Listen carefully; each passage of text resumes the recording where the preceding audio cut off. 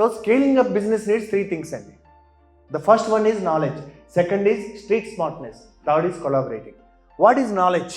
ప్రపంచంలో ఉన్నదంతా డేటా. మీరు చదువుకుంటే ఇన్ఫర్మేషన్, అప్లై చేస్తే నాలెడ్జ్. మీకు హ్యాండ్స్ ఆన్ ఎక్స్పీరియన్స్ అప్లై చేసింది. ఈ నాలెడ్జ్ని కొలాబరేట్ చేసుకోవచ్చు కావాలంటే. మనం అన్నింటిలో మనకు నాలెడ్జ్ ఉండకపోయింది. సో మీకు ఎందులో మీకు డీప్ నాలెడ్జ్ ఉందో, ఇప్పుడు సపోజ్ నేను ఒక వెంచర్ వేద్దాం అనుకున్నానండి, నేనే ఒక ప్రాజెక్టు. ఆ ల్యాండ్ అక్వేషన్ ఇండియాలో ఎంత కాంప్లెక్స్ అంటే మీరు ఎంత తోపైనా దాంట్లో మాస్టరీ అచీవ్ చేసే అవకాశం లేదు.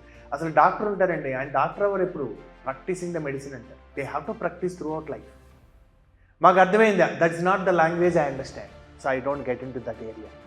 But human potential area is the one thing. నేను ఒక ఎంటర్ప్రినర్తో మాట్లాడితే రితం ఉందా, రితం మిస్ అయిందా అన్నది ఒక డాక్టర్ పల్స్ పట్టుకుని చెప్పగలుగుతాను, నేను పట్టుకోకుండా చెప్పగలను. I can sense through their being, through their language.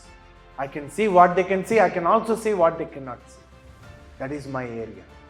So ఎప్పుడైతే నాకు ఏ ఏరియాలో నాలెడ్జ్ ఉందని తెలిసిందో, నాకు తెలిసేది ఎక్కడ నేను I can use it. Maybe India నా యొక్క కోచింగ్కి, నాతో ఉండి మాట్లాడడానికి, నాతో జర్నీ చేయడానికి దానికి వాల్యూ ఇచ్చే మనుషులు లేరనుకోండి. ప్లేస్ అయినా మార్చేయాలి, లేదా నేను అప్లై చేయడం అన్నా మార్చుకోవాలి. ఎక్కడ అప్లై చేసుకుంటాను నేను? సప్లై కంటే అప్లై చేయొచ్చు.